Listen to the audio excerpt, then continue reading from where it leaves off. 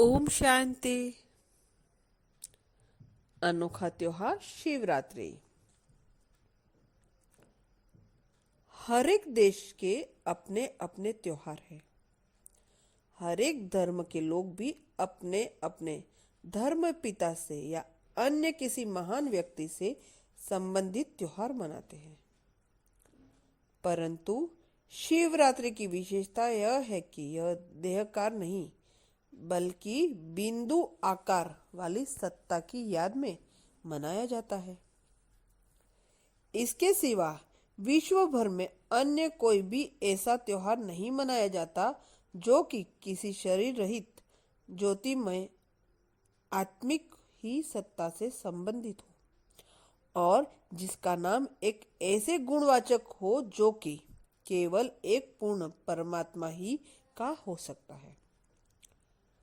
उदाहरण के तौर पर ईसा, बुद्ध, महावीर, गुरु नानक देव इत्यादि से संबंधित जो उत्सव मनाए जाते हैं वे शरीरधारी ही व्यक्तियों से संबंधित है और उनके नाम तथा उनकी जीवन गाथाओं से भी स्पष्ट है कि यद्यपि वे अलौकिक प्रतिभा वाले व्यक्ति थे तथापि वे परमात्मा नहीं थे।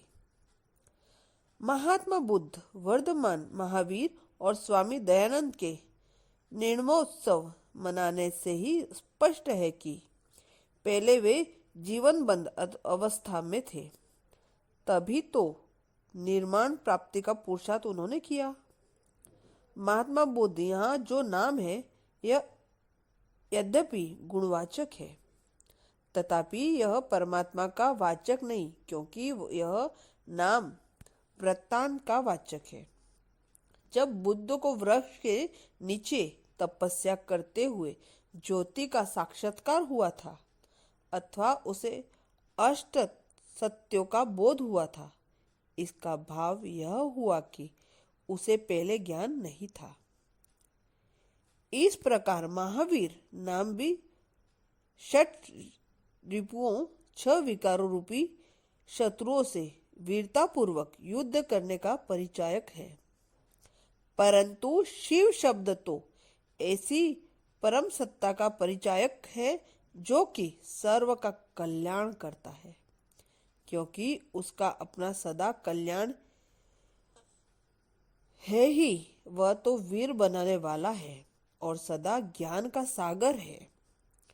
ईसा, बुद्ध, महावीर इत्यादि नाम लेते ही हमारे मन में चक्षु के सामने कायिक आकृतियां अथवा शारीरिक रूप आते हैं, परंतु शिव शब्द तो ज्योति स्वरूप परमात्मा ही की और हमारा मन आकर्षित करता है, जिनकी प्रतिमा शिवलिंग है जो कि किसी भी मानव देह के आकार को लिए नहीं बल्कि बिंदु आकार वाली है।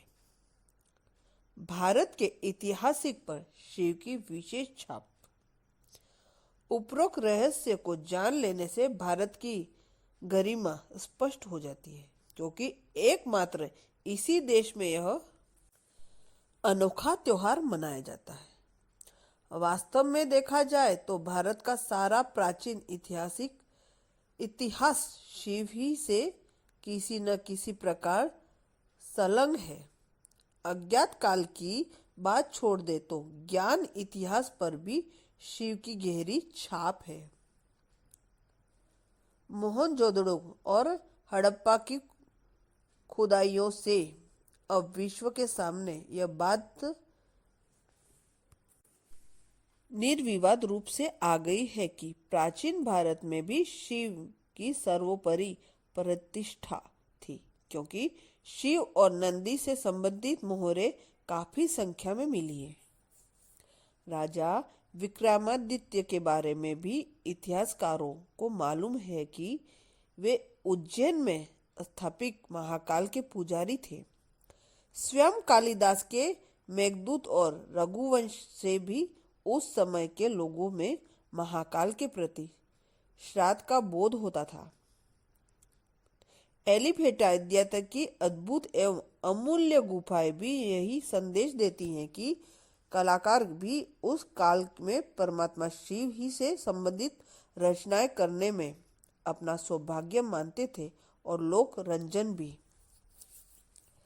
बाद में भी हम देखते हैं कि भारत पर जब विदेश आक्रमण हुए तो देशीय राजाओं ने शिव ही को केंद्र बिंदु बनाकर युद्ध में शत्रु का सामना किया। उदाहरण के तौर पर जब सोमनाथ के मंदिर को लक्ष्य करके युद्ध हुआ तब यहाँ के लोगों ने सोमनाथ की जय की घोष लगाए। महाराणा प्रताप भी एक लिंग को ही अपना रक्षक मानकर तथा अपनी सेना को एक लिंग की भूमि की पवित्रता की रक्षा करने का नारा देकर युद्ध के लिए प्रेरित कर रहे थे। इधर महाकाल के राज्य को शत्रुओं से बचाने की बात कह करके भी वहां के राजा अपनी सेनाओं में उत्साह भरते थे। भारत का कोना कोना शिव की याद दिलाता है। भारत में जो 12 ज्योतिर्लिंग हैं वे भारत के पूर्व पश्चिम उत्तर दक्षिण तथा मध्य को मिलाते हैं। वे देशवासियों में भावात्मक एकता लाते हैं। वे भारत देश में शिव भूमि होने का संदेश देते हैं।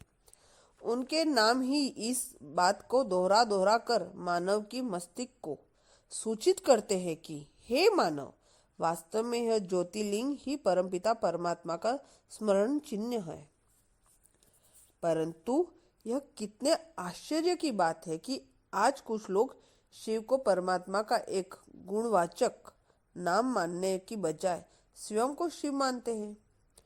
आज एक और दो ऐसे भी लोग हैं जो ओम नमः शिवाय का मंत्र जपते हैं और दूसरी ओर ऐसे भी लोग हैं जो शिवोहम का जप जपते हैं।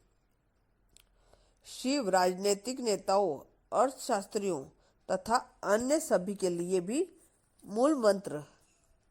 वास्तव में शिव शब्द राजनीतिक नेताओं, अर्थशास्त्रियों, समाज सेवियों, कलाकारों, सैनिकों, भगवत भक्तों तथा योगियों आदि के लिए भी प्रेरक सिद्ध होता है। आज हमारा जो संविधान है उनका एक मुख्य लक्ष्य समाज कल्याण है। हमारी सरकार समाज कल्याण को ही अपनी नीति मानती है। अतः शिव शब्द हमारे मंत्रियों के लिए भी राजनीतिक मंत्र का काम कर सकता है। आज के अर्थशास्त्री भी प्राय समाजवाद को ही सर्वोत्तम मानते हैं। वे समाज के हित अथवा कल्याण को ही सामने रखकर योजना बनाते हैं। अर्थ मंत्री भी ऐसा ही बजट बनाना चाहते हैं जो समाज के सभी वर्णों को हित में ही हो। अतः शिव शब्द उनकी आर्थिक सफलता के लिए मूल मंत्र सिद्ध होता है। समाजवादियों का तो कार्य ही जल कल्याण करना है। आज हमारी ललित कलाएं उच्च आदर्श को छोड़कर भावनाओं को उभारने वाली तथा उत्तेजना पैदा करने वाली बन गई है। अतः यदि वे भी सत्यम शिवम सुंदर के लक्ष्य को सामने रखे तो कला द्वारा कल्याण कर सकते हैं। इसी प्रकार यह सभी के लिए मूल मंत्र है। ओम शांति।